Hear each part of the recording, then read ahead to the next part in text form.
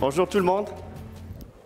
Waouh. En fait, c'est la deuxième fois que je donne un speech devant un tel nombre de personnes.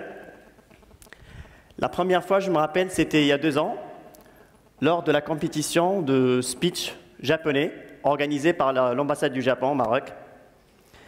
Et cette fois, j'avais donné un speech en japonais. Donc aujourd'hui, c'est en français, ça va être facile, je pense.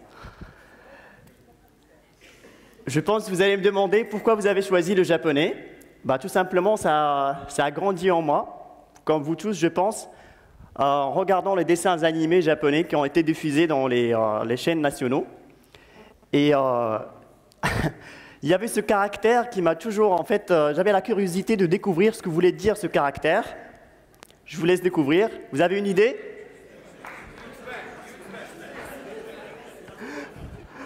Bah, ce caractère-là m'a poussé, en fait, quand j'ai intégré l'université, et j'avais su qu'il y avait des cours de japonais, j'ai intégré ces cours, et du coup, en fait, je faisais des cours, je suivais des cours en économie, et le Japon était la 2e économie mondiale, donc ça m'a toujours intéressé. Et quand j'ai intégré les cours, j'ai découvert une culture riche que je vais essayer de partager avec vous aujourd'hui. D'accord ? Donc, à travers cette culture, j'ai découvert des proverbes, des manières de faire et qui m'ont vraiment poussé, qui m'ont aidé dans mon expérience professionnelle. Le premier proverbe que j'aimerais partager avec vous, Junin Tohiro. Littéralement traduit, ça veut dire « Je suis le professeur de japonais ici à l'EMI », donc je me permets de dire. Ça veut dire, merci, 10 personnes, 10 couleurs. Chaque personne est unique.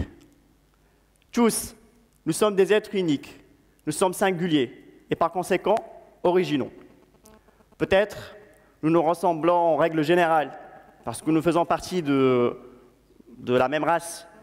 Nous nous ressemblons peut-être physiquement, moralement ou autrement affectivement. Mais vous allez me dire, c'est quoi être original ? Tout simplement, c'est pas tout simplement être différent clairement des autres, mais être original, c'est être soi. Et parce qu'un artiste, il y en a parmi vous, il y en a des artistes ici, ils vont être d'accord avec moi, un artiste n'est un artiste que parce qu'il est arrivé à parcourir son individualité jusqu'au bout. Et bien sûr, tous les artistes ne parviennent pas jusqu'au bout. D'accord ? Le deuxième proverbe que j'aimerais partager avec vous, Nana Korobi Yaoki. Vous pouvez tomber 7 fois, mais relevez-vous 8 fois. Ce n'est pas tomber une seule fois et relevez-vous 2, ou 3, ou 4, mais 8 et 7. D'accord ? Donc vous tombez à n'importe quel moment, vous devez vous relever. Dites-vous que c'est le moment de se relever et que, quoi qu'il arrive, mes fautes, mes défaites, j'apprends et j'avance. D'ailleurs, c'est ma devise dans la vie. Troisième proverbe. Anzuru yori umugaya sushi. C'est pas les sushis. Ici, c'est la facilité. D'accord ? On peut dire autrement, la peur est plus grande que le danger lui-même. Si vous avez des programmes, si vous comptez vous lancer dans une entreprise, il faut juste commencer. D'accord ? Des fois, c'est la peur qui nous entrave, qui nous fait des limites, qui nous permet pas de continuer. Il ne faut pas avoir peur. Il faut fixer cette peur en face et lui donner un nom. D'accord ? Comme ça, on va pouvoir l'éviter. Et d'ailleurs, le proverbe qui suit, il dit « Inu mo arukeba boni ataru ». Ce proverbe-là, en fait, la traduction, elle est un peu différente. Le mot ici que vous voyez, le premier caractère, ça veut dire chien, et le deuxième, ça veut dire mot. Même le chien, s'il avance, il va atteindre ce qu'il veut. Ou il va atteindre son bâton. D'accord ? Donc il faut juste faire le premier pas, il faut juste avancer. Et on va pouvoir y arriver. D'accord ? Donc moi et mes 2 frères, quand on a voulu se lancer dans une entreprise, nous avons pensé à un truc qui va être vraiment innovant. Nous avons pensé à se différencier par l'excellence. Nous n'étions pas les premiers, bien sûr. Steve Jobs l'a dit bien avant nous. Nous n'étions pas les premiers à créer des visites virtuelles au Maroc, mais nous nous sommes dit, nous allons être les meilleurs. Nous allons proposer un produit de meilleure qualité, d'accord, pour que ça puisse atteindre tous les secteurs. Et c'est de là est venue l'idée de créer Maroc Immersive Media.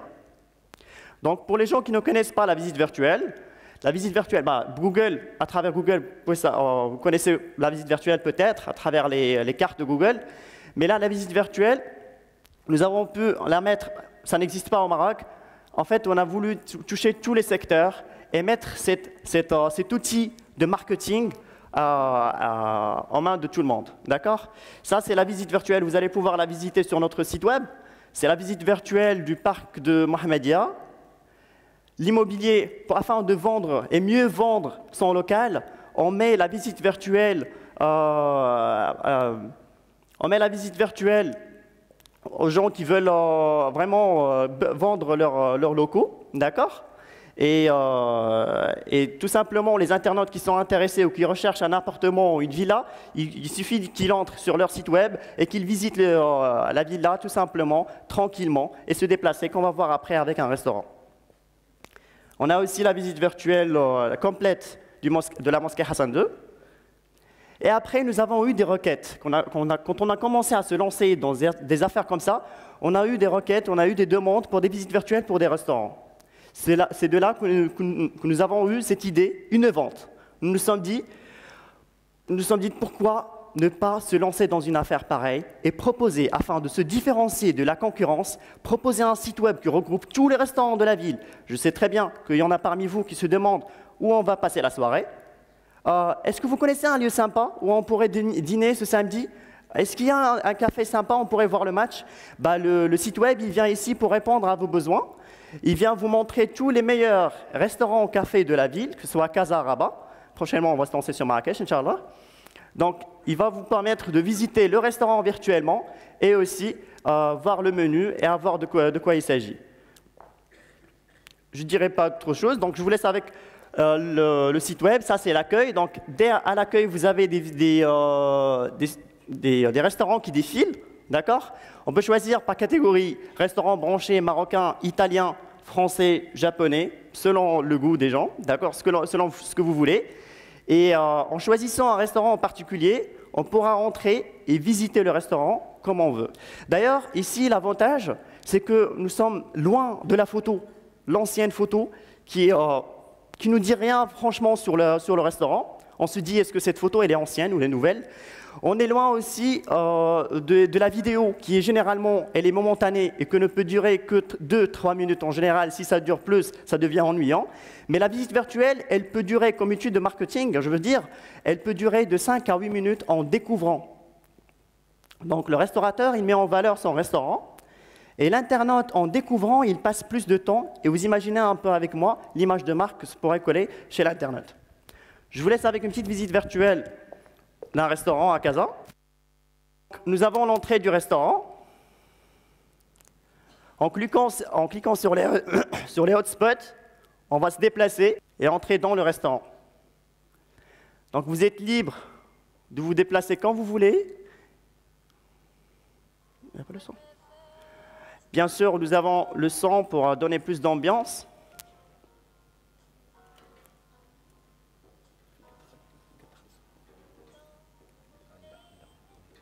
C'est pas grave, nous ne pouvons pas avoir le son. Donc voilà, donc on peut visiter tranquillement. Et je vous invite à visiter ce restaurant, il est vraiment magnifique. Pour les gens de Casa, bien sûr. On peut découvrir le décor. C'est la même chose pour l'immobilier ou pour n'importe quel local.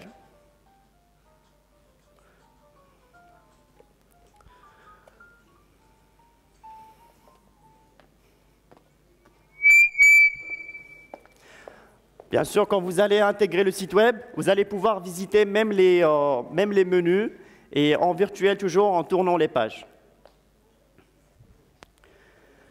Donc, pour terminer, ce que je voudrais dire à vous tous, c'est que si vous avez une idée, ayez confiance en cette idée et lancez-vous. N'ayez peur de rien.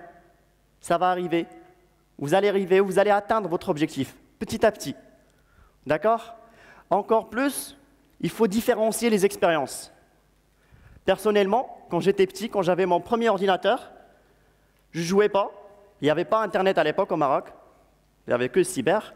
Donc, ce que je faisais, je m'amusais à jouer avec des tutoriaux de Photoshop, à créer des animations avec Flash, ou bien créer des dessins avec Illustrator, ou bien d'autres animations et des vidéos avec After Effects. Maintenant, quand j'ai créé cette agence de communication, tout me revient d'un coup. Je n'ai pas besoin d'un designer. Quand j'ai envie d'une idée, je la crée. Je dessine et je commence à créer mes idées. D'ailleurs, si vous avez vu le logo tout à l'heure, tout est dans notre création. D'accord? Il n'y avait pas un designer qui a mis le doigt dessus.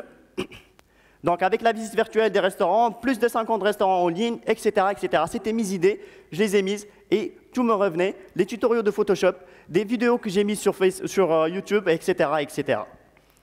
Donc, essayez de varier vos expériences. Il ne pourra que vous être utile. Vous êtes ingénieur, vous ne penchez pas que sur l'ingénierie, juste sur votre spécialité. Choisissez autre chose. Choisissez d'autres cultures, d'autres langues. Découvrez autre chose. Le monde est bien vaste pour se spécialiser sur une seule spécialité. Et sur ce, je vous dis merci beaucoup en japonais. Domo arigatou gozaimashita.